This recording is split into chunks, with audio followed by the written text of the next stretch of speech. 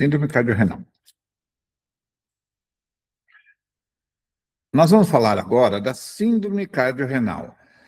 São dois órgãos essenciais, dois órgãos que, se você quer manter uma boa qualidade de vida do animal, você tem que se preocupar muito. O coração e o rim.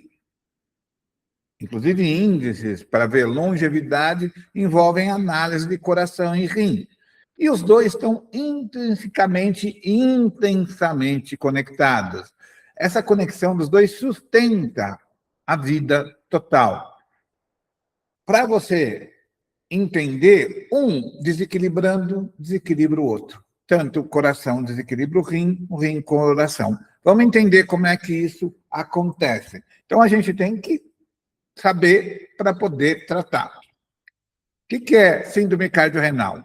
É um distúrbio fisiopatológico no qual a disfunção aguda ou crônica de um órgão pode induzir a disfunção aguda ou crônica do outro. Então, problema no coração leva a problema no rim leva a problema com o coração. E um vai agravando, um vai estimulando a criação desse processo numa integração bidirecional.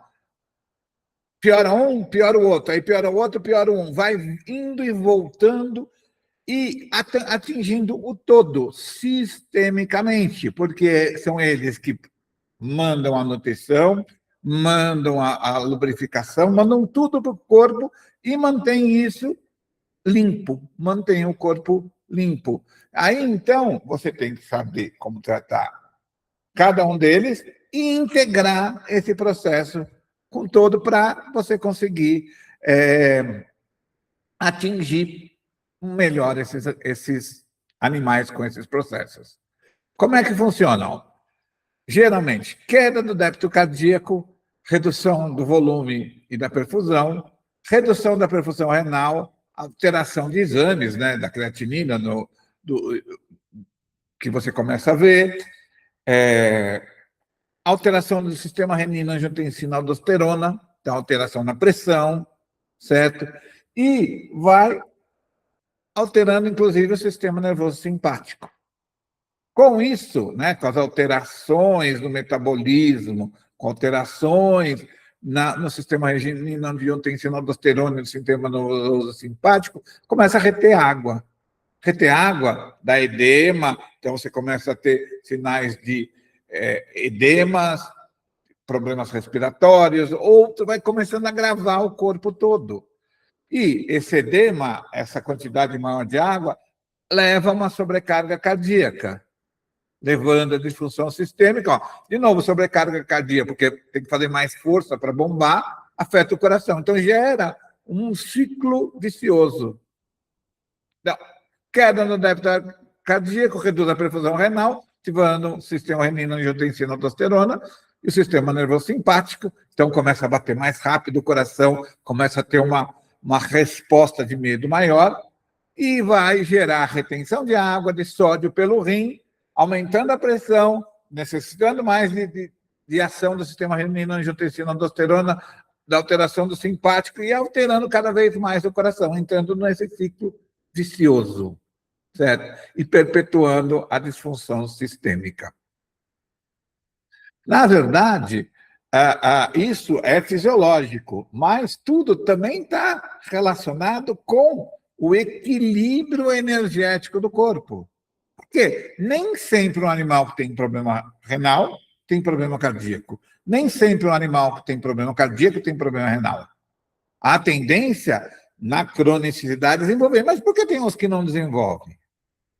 Então, a gente tem que ver que, conforme o desequilíbrio energético, é que vai se ter o agravamento dos desequilíbrios físicos, certo? Então, é muito importante eu entender a relação de cada processo e saber atuar. Por exemplo, o problema no coração é ansiedade, problema no rim é medo. A frequência da ansiedade e a frequência do medo, que estão muito próximas, atuando, desequilibram o animal como um todo. Então, eu preciso tratar tanto a parte física como a parte energética. É muito, muito importante. Isso é visão quântica, visão sistêmica. você vê o todo, vê como funciona o todo para poder trabalhar. Claro, a parte física é essencial. Detecção precoce de alterações moleculares é a chave para a longevidade. Então, eu quero que o animal viva bem, com qualidade de vida e por um longo período. Então, eu tenho o SDMA, que é excelente para o diagnóstico da insuficiência renal, e eu tenho NT para BNP, que é um produto do metabolismo que é liberado pelos miócitos, né, cardíacos, cardiomiócitos, que fazem com que mostre se o coração está batendo e está o metabolismo legal ou não. Claro que eu tenho a creatinina, e isso é até uma discussão. O SDMA é muito bom para dar o diagnóstico precoce. A creatinina, principalmente a relação proteína-creatinina na urina, vai me ajudar a acompanhar o processo.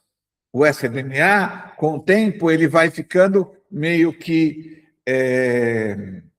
o corpo vai se acostumando, principalmente quando se faz o tratamento.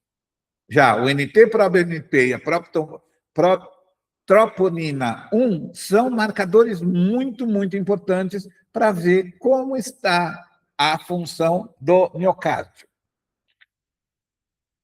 Eco, perfeito. Doppler, sempre. A avaliação precisa da função sistólica e diastólica. O eco vai mostrar o NT-proBNP e a troponina vão mostrar como está a estrutura da célula. O eco vai mostrar como é que está funcionando o coração. E o Doppler vai mostrar se tem refluxo, se tem problema valvar, se tem outros problemas que podem levar ao processo. Então, tudo é um complemento. Na síndrome cardiorrenal, você tem que olhar o todo. Tem agora ultrassonografia IRR, Índice de Resistência Renal. O que é isso? É o índice de resistência renal, você olha e vê, trata como, para ver as alterações precoces na hemodinâmica. Você tem lá um exame que vai fazer Doppler, que vai te mostrar como é que está a perfusão e a resistência renal. E aí vai te orientando como funciona. Vai te ajudando a ver quanto o coração, com alteração na pressão, com alteração na circulação, está afetando o rim. Não é um exame muito pedido, tá? Mas é uma opção que tem que ser feita. E aí entra o tratamento. Você tem que equilibrar os dois. Eu trabalho mais aqui por meu bendan furosemida, os inibidores da ECA. Então, eu vou ter que ajustar os dois. Equilibrar a balança cardiorrenal é um desafio. Então, você vai usar diurético, furosemida, os inodilatadores, primobendan, e os moduladores da sistema renina-angiotensina-aldosterona da ECA, né, a enzima conversora de angiotensina. O objetivo, controlar a congestão sem comprometer a taxa de filtração glomerular. Então, você tem que avaliar e acompanhar com os exames e com a clínica e também com as escalas de qualidade de vida. Aí, além do tratamento, você tem uma ferramenta muito, muito, muito importante. A acupuntura modula as respostas metabólicas. Ela trabalha no DNA, no RNA, produzindo substâncias. Então, ela vai trabalhar muito no sistema renina-angiotensina-aldosterona, vai trabalhar muito no processo de equilibrar a pressão do nervo vago, da metabolismo renal, ela vai dilatar tanto túbulos. Então, tem um efeito muito grande, comprovado cientificamente. Alguns pontos estratégicos, que é a bexiga 23, VC4, VG4, RIM3, todos eles são pontos que a gente chama até do cinturão renal, que vão ajudar nesse processo, promovendo tanto a modulação neurológica do sistema nervoso autonômico, como a modulação hemodinâmica pela produção de outros redutores metabólicos, alteradores metabólicos, para equilibrar muito bem. Não é só energia, é técnica a acupuntura. Nós temos a fitoterapia, por exemplo, do Cathaegus oxycantha, certo? Ele tem para o coração, ele é sensacional. Ó, essa frutinha aqui, essa flor, ela é sensacional para o coração, promove aumento da contratividade cardíaca, apoiando a função sistólica. Então, para você não ficar, quando está no começo, para você não ficar sobrecarregando de inotrópicos, você pode usar Cathaegus, certo? Além disso, ele protege a vasculatura microscópica, melhora a perfusão coronariana e protege o endotélio, reduzindo o estresse oxidativo, prolongando a fase assintomática. Então, você vai usar antes de ter sintoma para manter. E se já tiver sintomas leves, você vai conseguir manter com doses menos elevadas, porque a tendência é o processo piorar e você tem que aumentar a dose de remédio, certo? Melhorando a qualidade de vida, melhorando o coração e o corpo todo. Coenzima Q10 e ômega 3. Elas ajudam a mitocôndria, inclusive a mitocôndria do meio de pericárdio, a fornecer a energia necessária. O coração é o lugar, e o cérebro são lugares que não podem faltar ATP, porque eles funcionam direto. Então, quando eu uso a coenzima Q10 e o ômega 3, eu melhoro essa função mitocondrial de produzir ATP, reduzindo a inflamação sistêmica e glomerular. A coenzima Q10 atua como um potente antioxidante que é o fator essencial na produção de ATP celular, atua diretamente na mitocôndria. E o ômega 3 desbloqueia a mitocôndria para que a coenzima Q10 possa fazer um efeito melhor, em especial no coração, tá? E cérebro também, mas em especial no coração. Nós temos aqui, ó, a Rehmannia officinalis e a urtica dioica. A Rehmannia officinalis, ela é base de alguns fitoterápicos, viu? Wei Wang Han, Jingyi Shenki Han, que são tônicos na medicina chinesa de rim. Então, elas têm um potente efeito renal, certo? Então, plantas que propriedades nefroprotetoras que auxiliam na redução da fibrose renal e no controle da azotemia. A Rehmannia officinalis, ela atua na modulação da inflamação renal, ela é um anti-inflamatório renal, melhora a função renal. A urtica dioica oferece suporte depurativo e proteção glomerular. Então, é um suplemento que você tem que dar. Ah, mas o animal tá com problema. Você já pode dar que elas não são tóxicas. Aqui é a urtica e aqui é a Rehmannia. Tem a venda fácil em qualquer farmácia de manipulação ou em qualquer farmácia de produtos veterinários. E depois trabalhar a alimentação. Lembrar que o intestino e o coração, assim como o rim, dependem do quê? Do intestino. O intestino depende da quantidade de toxinas e do batimento cardíaco. Mas o intestino é quem fornece a nutrição, né? A modulação do ATP, de produção da ATP, através da glicose, certo? Do metabolismo da glicose, que vai atuar no coração e no rim. E é ele que também vai modular a presença de radicais livres. A microbiota intestinal modula a presença de radicais livres. Então, leva a um processo de manter limpo, entre aspas, o sangue, melhorando o coração e melhorando o rim. Então, a modulação da microbiota com pré-bióticos e probióticos, eu uso Yakult, e eu uso kefir, eu posso comprar o pré-biótico ou o probiótico que vende em veterinário, tudo bem. Reduz a produção de toxinas urêmicas que agridem o endotélio vascular, modulam o microbioma intestinal e, principalmente, entra na parte do butirato, do tipo de bactérias, fungos e vírus que tem lá, que se mantém produzindo menos toxinas. A saúde intestinal é um pilar fundamental na proteção do eixo cardiorrenal. porque é a partir dela que dá a nutrição e que gera os resíduos que prejudicam o processo desse eixo cardiorrenal. Então, nutrição, manutenção da homeostase através de proteínas de alto valor biológico, então eu tenho que dar coisa que produza energia rápido, restrição rigorosa de fósforo e sódio para reduzir a sobrecarga renal. Isso é meio controverso, tá? Se o animal estiver equilibrado, sim, tomar um pouco de cuidado. Se o animal estiver desequilibrado, e como é que você sabe isso? Pelos índices de CSMDMA, creatinina, você tem que suprir com sódio, porque ele perde demais sódio e pode dar uma hiponatremia, e aí vai gerar todo o desequilíbrio do sistema renina-angiotensina-aldosterona, da perfusão renal e da função cardíaca, que ele precisa. A bomba de sódio e potássio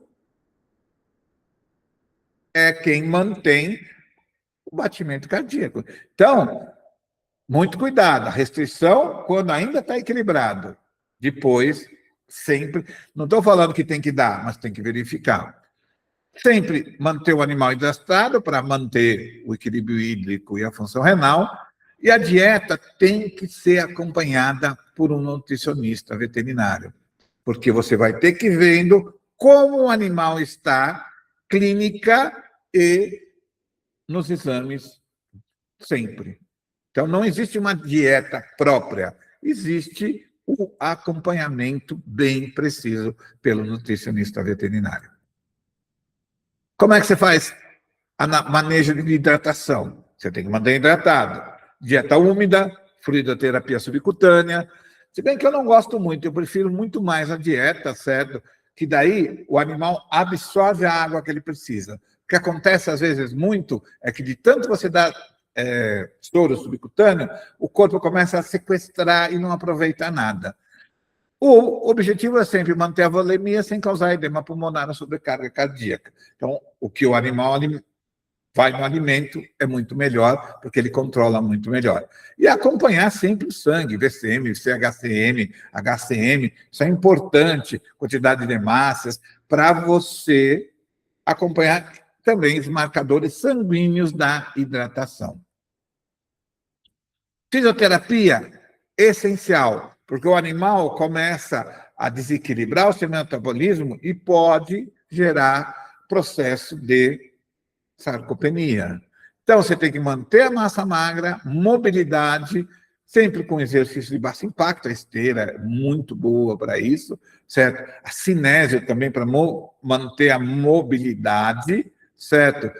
Principalmente aqui, o grande segredo, prevenir sarcopenia para melhorar a hemodinâmica global. O animal muito magro, com acúmulo de gordura no tronco e as pernas finas, acaba ficando com a hemodinâmica alterada e dando problema maior. Tanto em rim como em coração. E vamos ver aqui, ó, o paciente geriátrico canino, diagnóstico com síndrome cardiorrenal tipo 2. O que é cardiorrenal tipo 2? Síndrome cardiorrenal tipo 1 é quando ela está subclínica. 2 é clínica, 3 é, vamos dizer assim, final, vai para cuidados paliativos.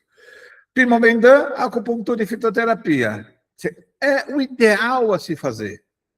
Acompanhar o SDMA, acompanhar o NT-proBNP, que daí eu acompanho a função renal e a cardíaca. Só que também aqui, em conjunto, a perfusão renal com ultrassom, aproveita, coleta a urina, faça a relação proteína-creatinina. Qual a frequência? Esses dois podem ser cada 2 meses, conforme a clínica do animal. O ultrassom, cada 3 meses, os exames, tá? Resultado, depois de 6 meses, melhora significativa na qualidade de vida e estabilização dos biomarcadores. Então, a hora que estabiliza, volta ao normal, você tem resultado. Ou a própria acupuntura tem condições, através da palpação do pulso, a palpação dos pontos, de ver isso. Ou através de escala 5H2M. Essa é uma escala de qualidade de vida, escala de Villa-Lobos, que vai ver se tem dor, como é que está a higiene, como é que está o comportamento do animal, a movimentação, dias melhores, dias piores. Nós vamos falar aqui, logo, logo, sobre essas escalas, que são muito importantes para o veterinário dar um respaldo para o tutor. Com isso, eu aumento a longevidade, mas com qualidade, com dignidade. O objetivo final não é apenas tratar a doença, mas garantir que o paciente viva com conforto, alegria e dignidade até o fim. Aí você usando tudo isso, a medicação, mais o processo todo, é de fitoterapia, de acupuntura, de fisioterapia, é essencial para o animal viver mais. Aí, o veterinário acupunturista, o veterinário nutricionista, que também precisa, o veterinário clínico, o nefrologista, tudo isso vai trabalhar em conjunto para dar melhor essa qualidade.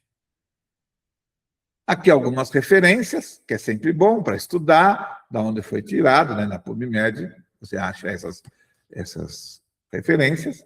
Tá? Muito obrigado, até o próximo vídeo.